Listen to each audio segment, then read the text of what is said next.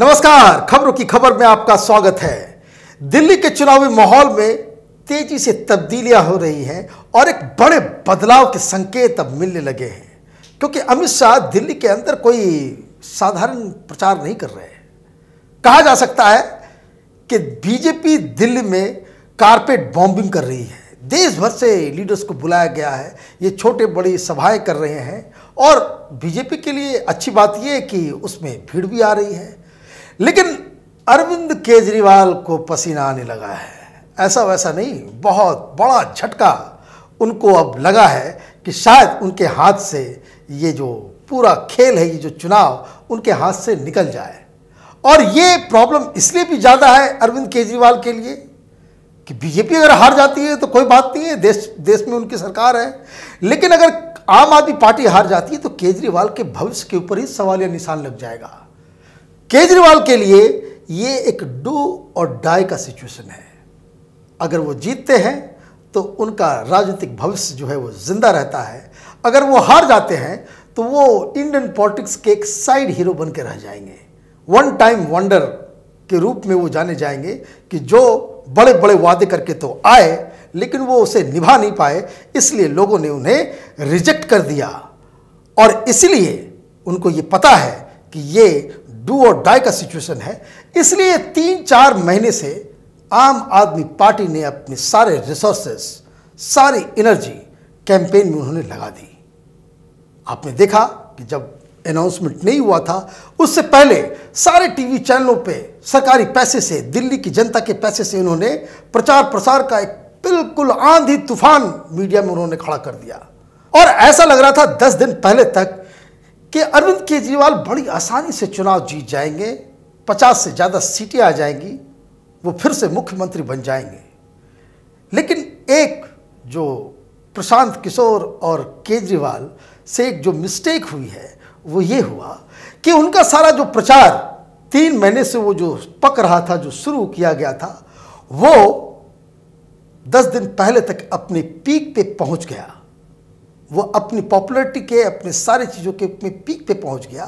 और अब जो देखा जा रहा है कि उनका जो प्रचार प्रसार का जो पूरा सिस्टम है वो ढलान पे चल रहा है और बीजेपी ने अपने प्रचार प्रसार को वो ऊपर इस तरह से वो लेकर के जा रही है, इस तरह से एक्सेलरेट किया है कि अब ऐसा लगने लगा है कि दिल्ली में आम आदमी पार्टी बीजेपी से पिछड़ते नजर आ रही है।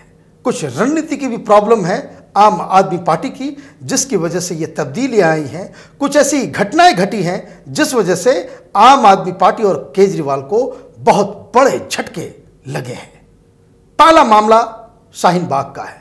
सीए के मसले के ऊपर आम आदमी पार्टी ने यह कोशिश की कि वो बवाला मचा करके उनके नेताओं ने, जिन लोगों ने इस पूरे बवाल को जन्म दिया, चाहे वो ओखला में, शाहीन बाग में, जामिया में या फिर जाफराबाद में, सीलमपुर में, जो लोग इसके मुख्य खलनायक थे उन लोगों को आम आदमी पार्टी ने टिकट दे दिया और यहीं आम आदमी पार्टी फंस गई।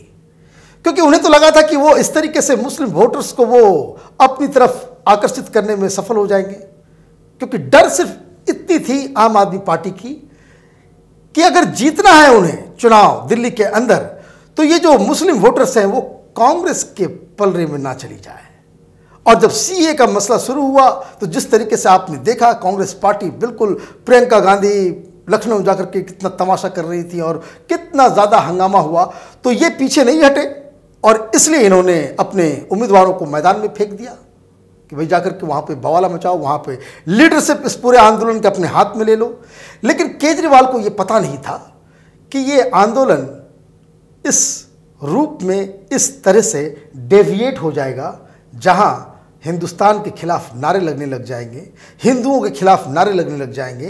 अरविंद केजरीवाल को शायद पता भी हो या जानबूझ के कर रहे हो कि ये सारा का सारा जो लीडरशिप, ये जो पूरे आंदोलन का जो आम आदमी पार्टी ने दिल्ली में शुरू किया था, उसके ऊपर जिहादियों और इस्लामिक जो कट्टरपंथी संगठन है वो अपने हाथ में उसे ले लेगी। जहां हिंदुओं से आज़ादी, हिंदुत्व से आज़ादी, प्रधानमंत्री मोदी को गोली मारेंगे, इस तरह की बातें जब आई सामने और जब सरजील के ऑडियो टेप आए तो दिल्ली के लोग तो बिल्कुल हैरान हो गए, क्योंकि उन्हें लगा कि अरविंद केजरीवाल किस तरह के लोगों के साथ खड़े हैं। एक शब्द भी उन्होंने सर्जिकल के खिलाफ नहीं कहा और उन्होंने केंद्र सरकार को ये चैलेंज दे दिया कि अगर उसने इस तरह के भाषण दिए हैं तो आप उसे 2 दिन के अंदर गिरफ्तार करके दिखाइए। आप गिरफ्तार क्यों नहीं कर रहे हैं? ये वही पुराना ट्रिक था।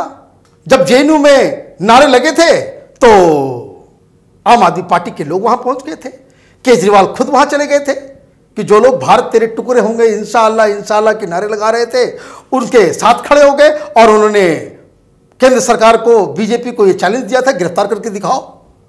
अब उनके फाइल पे ये बैठे हुए हैं। उमर खालिद, कन्हैया, ये अभी तक इनको सजा क्यों नहीं मिली है? सजा इसलिए नहीं मिली क्योंकि ये केजरीवाल उनके फाइल पे बैठे हुए वो दस्तखत नहीं कर रहे हैं। तो अब बीजेपी ये आरोप लगा रही है कि अरविंद केजरीवाल तो ये देश के जो टुकड़े टुकड़े गैंग है उसका संरक्षण देने वाला मुख्यमंत्री है। ये एक ऐसी पार्टी है जो देश के टुकड़े टुकड़े करना चाहते हैं, उसके हमदर्द है, उसके साथ जो है मिलकर के वो इस देश को तोड़ना चाहती है। और लोगों को ये बात अब ये समझ में आने लगी है। पिछली बार बहुत सारे लोगों ने फोर्ड फाउंडेशन और इस तरह की बातें की थी, लेकिन कोई प्रूफ नहीं था, कोई तथ्य नहीं थी, ऐसा कोई बैकग्राउंड नहीं था। लेकिन अब जब बीजेपी लोगों के पास जा रही है और ये बता रही है, जैसा मैं लगातार इस बात को कहता आ रहा हूं कि कोई देशद्रोही है या नहीं, ये 2 लेवल पर डिसाइड होता है। एक, आम जनता क्या समझती है, और दूसरा, कोर्ट उसके बारे में क्या फैसला सुनाती है। तो आम जनता की नज़रों में चाहे वो शर्जील इमाम हो, चाहे वो कन्हैया हो, चाहे वो उमर खालिद हो, ये लोग तो देशद्रोही हैं। कानून की नज़र में भले ही इन्हें पनिशमेंट अभी तक नहीं मिला हो, और मिलेगा भी कैसे जब केजरीवाल जैसे लोग जब उसके फाइल पे साइन नहीं करेंगे, तब तक तो सज़ा नहीं मिल सकती। कानूनी प्रक्रिया ही पूरा नहीं होने देना चाहते केजरीवाल। तो अब लोगों को लगने लगा है, और इसलिए ये बदलाव लोगों के मन में अब ये समझ में आने लग गया है कि अगर ये फिर से चुनाव जीत जाते हैं और ये फिर से अगर जनसंख्या कानून या यूसीसी लाया जाएगा या कोई भी इस तरह का कानून लाया जाएगा, तो ये तो इस तरह से कोहराम मच जाएगा पूरे देश के अंदर में। शाहीन बाग को ये रोड पे आ जाएंगे। तो ये एक ऐसा इशू है जिसको लेकर के बीजेपी घर घर में जा रही है, और लोग इस बात पे यकीन करना शुरू कर चुके हैं, और इसलिए चुनावी माहौल में बदलाव हो रहा है। लेकिन दूसरी एक और वाकई बहुत ही इंटरेस्टिंग घटना घटी। वो घटना है पाकिस्तान से। पाकिस्तान के एक मंत्री ने, इमरान खान के बहुत ही फेवरेट मंत्री हैं फवाद चौधरी, उन्होंने कह दिया, दिल्ली वालों से अपील कर दी कि मोदी को हराने के लिए अरविंद केजरीवाल को जिताना है। अब केजरीवाल क्या कहेंगे? केजरीवाल ने जवाब में एक ट्वीट कर दिया कि पाकिस्तान को इसमें नहीं बोलना चाहिए। अरे वो बोलेंगे क्यों नहीं? क्योंकि जब सर्जिकल स्ट्राइक हुआ था तो आप ही सबसे ज्यादा सबूत मांग रहे थे। आपने ही कहा था कि सबूत कहां है। आपने ही कहा था कि ये जो एयर स्ट्राइक हुआ है, आम आदमी पार्टी की तरफ से कहा गया कि वहां पे किसी आतंकी को नहीं मारा गया, कुछ पेड़ को गिरा करके चले आए ये लोग, और मोदी सरकार झूठ बता रही है। अगर मारा गया है तो उससे सबूत आप दीजिए। सर्जिकल स्ट्राइक का आपने सबूत मांगा, और इस बात को लेके पाकिस्तान के अंदर केजरीवाल एक हीरो बन गए थे। वहां की हर टीवी चैनल में, हर अखबार में, हर मीडिया में, सोशल मीडिया में लोग यही कहते थे कि यही केजरीवाल है अकेला हिंदुस्तान का लीडर जो मोदी को चैलेंज कर सकता है। तब तो आपने ट्वीट नहीं किया। तब आपने कोई ट्वीट किया था पाकिस्तान के खिलाफ? पाकिस्तान में आपकी तारीफ हो रही थी, पाकिस्तान के लोग आपको जय जयकार कर रहे थे, तब आप खुशियां मना रहे थे यहाँ कि देखिए दिल्ली नहीं, आप तो इंटरनेशनल लीडर बन गए हैं। और बीजेपी की रणनीति यहीं पे कामयाब होती नजर आ रही है कि ये सारे मुद्दे अब ये डोमिनेंट मुद्दे हो रहे हैं। इसलिए आप सुनते होंगे, आप सोशल मीडिया पे, टेलीविजन, यूट्यूब पे बहुत सारे वीडियोस देखते होंगे, तो लोग अब ये कह रहे हैं कि 200 के लिए हम आतंकवादियों को सरकार बनने नहीं दे सकते, हम 200 रुपये बचाने के लिए देश से कॉम्प्रोमाइज़ नहीं कर सकते, हम 200 रुपये के लिए शाहीन बाग का समर्थन नहीं कर सकते। तो ये मसला अब सामने नज़र आ रहा है, और इसलिए अरविंद केजरीवाल का अब पसीना छूटने लगा है, और जो स्थिति 10 दिन पहले थी कि आम आदमी पार्टी बड़ी आसानी से चुनाव जीत जाएगी, वो स्थिति अब बिल्कुल ही पलट गई है। आम आदमी पार्टी को इस सरकार को बचाने के लिए अब कोई नई तरकीब ढूंढनी पड़ेगी। और नया तरकीब भी मैं आपको बता दूं, अभी तक तो ये नहीं आया है, लेकिन अगले 2-3 दिन में, चूंकि ये प्रशांत किशोर उसके कैंपेन इंचार्ज हैं, वही रणनीति बना रहे हैं। प्रशांत किशोर के तर्कस में ज़्यादा तीर नहीं है।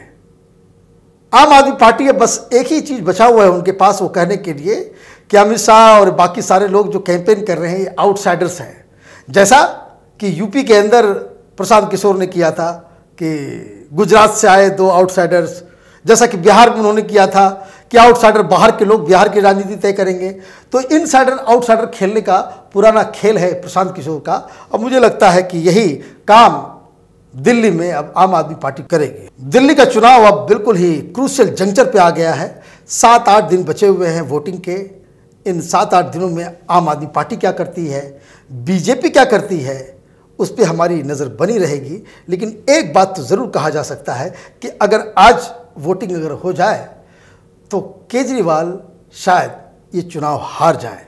इसलिए अगले 7 दिनों तक केजरीवाल अपने कैंपेन के दौरान कौन सा पासा खेलते हैं उस पर हमारी नज़र बनी रहेगी।